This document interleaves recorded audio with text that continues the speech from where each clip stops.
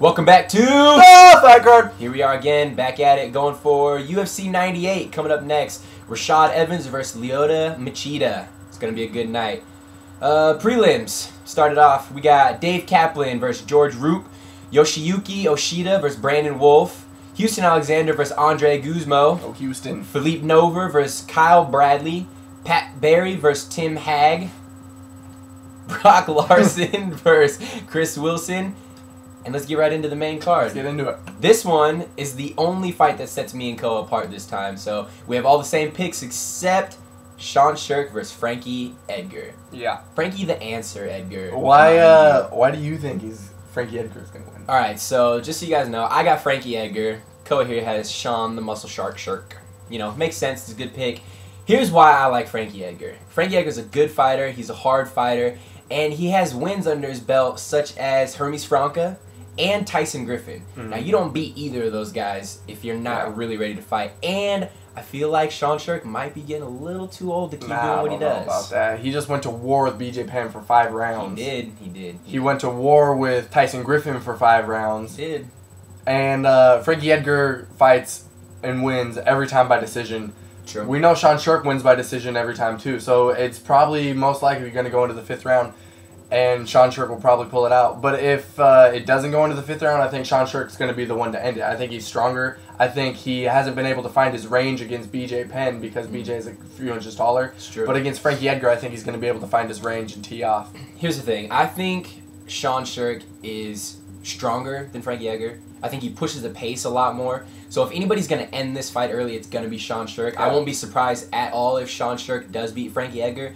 But I think I just like what Frankie Edgar has done, and I like his potential and what he's capable of doing. Yeah. And I'm just kind of a Frankie Edgar fan for some reason. I don't really know why. I just like the guy. Unlike you, I'm not a Frankie Edgar fan. I think he's good. I respect his talent and everything, but I think he's kind of made his name for reasons other than being a real good fighter. I like him, and he's a real good fighter, but I don't know. Fact of the matter is, He's got to prove it.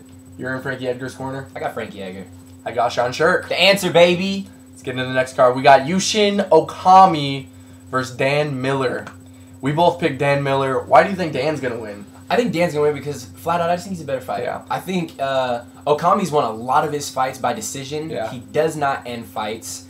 And so that just says that he's not really much of a killer. I think Dan Miller might be. I think Yushin has a couple submissions and a knockout. They're both coming off a 3-fight win streak. They are.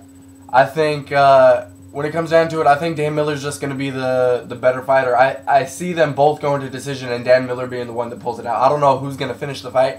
I just think Dan Miller's not going to let Yushin force his will on him. No, he's not going to let him beat him up for 3 rounds and then win a decision. He's not going to let it Dan happen. Miller comes from a tough camp. He has a good crew behind him. I just think he's going to be the victor of the night. He's 12-1. I mean, the guy knows how to win. Yeah. And he's going to go out there and he's going to look to win. You know, Yeah. He's going to look to submit you. He's going to look to knock you out. He's going to push the pace more. He's not going to get beat up for 3 rounds. Bottom line. So I think. And it is only a 3-round fight. So I think Dan Miller gets him.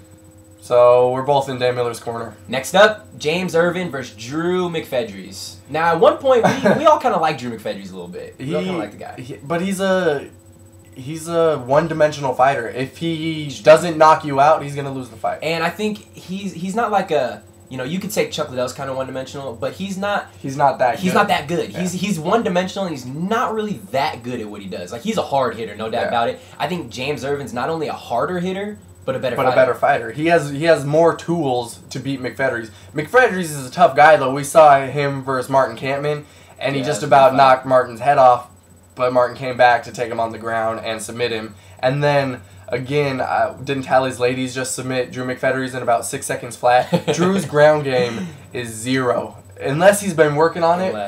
But he's probably not going to with a James Irvin fight up on the line. They're both going to come out swinging. I think whoever hits who first is going to win. But I think Drew McFedries is probably the lesser of the fighters. I think the difference between them is Drew McFedries is a hard hitter.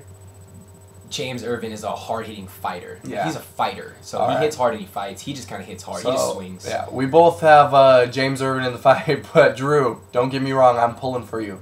I don't like James Irvin at all. I'm not. I like James. Get him. Yeah. All right, up next we got the grudge match to end all grudge matches. We got Matt Hughes versus Matt Serra. I don't know how you feel about this fight. I'm not that excited. I think if it would have happened last year, it would have been a little bit better while they were both kind of relevant. But as of right now, I'm not too big on this fight. Last year, when the the blood was still boiling, when they were actually mad at each other, you can't possibly hate the guy that much after a whole year. Like, I mean, they hated each other then. They had reasons to, and it was fresh with those two, with them coaching and having their teams fight. They wanted to fight each other. Now everything's kind of blown over. They're both a little bit old. They're both out of the limelight. But that being said, I think they both still have something to prove. Matt Hughes is gonna get in there and do what he does. Matt Serra's going to get in there and do what he does. They're both stand-up guys. I like them both.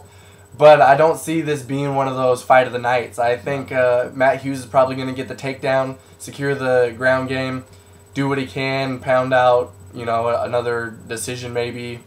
I mean, he's been practicing his jiu-jitsu a lot, and Matt Serra's been training to fight Matt Hughes, but I don't see Matt Hughes and Matt Serra going in a battle. Let's hope Matt Hughes doesn't get himself armbarred again or something. Because he's a great wresler, strong wrestler, but it's proven that jiu-jitsu comes into play over the wrestling. It's just way more deadly.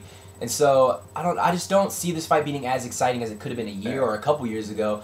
And I believe Matt Hughes said this is potentially his last fight. He's on his way out. He wants to go out with a win. Is he going to have enough attitude and enough swag and enough to just build it up and just really go out there and beat Serra's ass? Or is Serra really going to be that pit bull where he's like, dog, I hate you, I'm coming in to win? Yeah, we can't underestimate Serra. He came in and knocked George St. Pierre out. He's 5'6". Yeah, he's a little guy. So he could do anything. But when it comes down to it, I think Serra's just he's going to get taken down and it's going to stay there for a while. He's going to pull out a decision. I'll be honest, I really don't care that much. Battle of the mats, whatever. But I got Hughes either way. We got Hughes. But Serra, good luck. I'm pulling for you too. I wouldn't mind watching either of them win. And then we got the main fight of the night. There it is. Sugar Rashad Evans versus Lyoto the Dragon Machida. How you feel about this? I don't know. We called this a long time ago.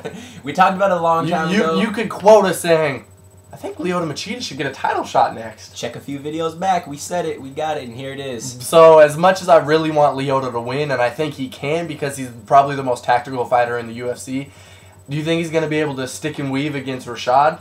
I don't know. Because, see, here's the deal. You can get the Lyoto who fought Tito Ortiz, who was, you could say, threatened by Tito Ortiz's shot. So he just came in real smart, real in and out, and then was, came in, threw his punches, and then got out of the way and just won that fight. You can get that Lyoto who really wants to win, and he's going to come out and just stick and move and get the win.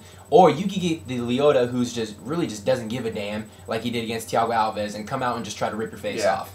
Yeah, either way, he's going to stick to his game plan. He said it before. He said he's sorry that the fans don't like the way he fights, but he's going to go out there and try and win every time.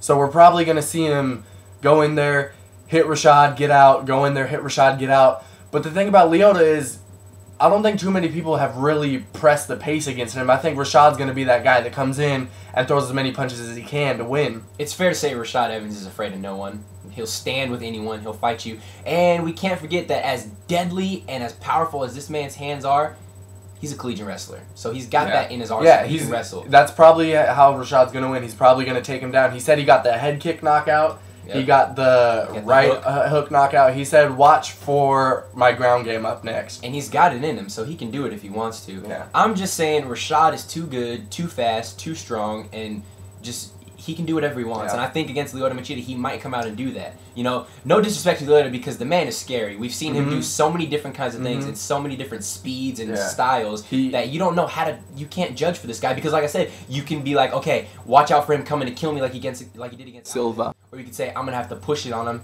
because he didn't do anything against Tito. Yeah. But that Tito Ortiz fight was Tito didn't do anything to push the pace at all. He threw one punch maybe. Yeah. He didn't land any kicks or knees or punches or anything, but I mean, respect to Lyoto for allowing that to happen, but Tito Ortiz isn't coming to fight you like Rashad Evans will. Yeah. Alright, so both of us are pulling for Lyoto. I want Lyoto to win, but when it comes down to it, I think Rashad's gonna win the fight. I got Rashad full on. Lyoto has it in him, but I got Rashad. I'm proud of Lyoto making it this far, but I think Rashad's gonna win the fight. So we'll see. Leave your comments. Tell us what you think.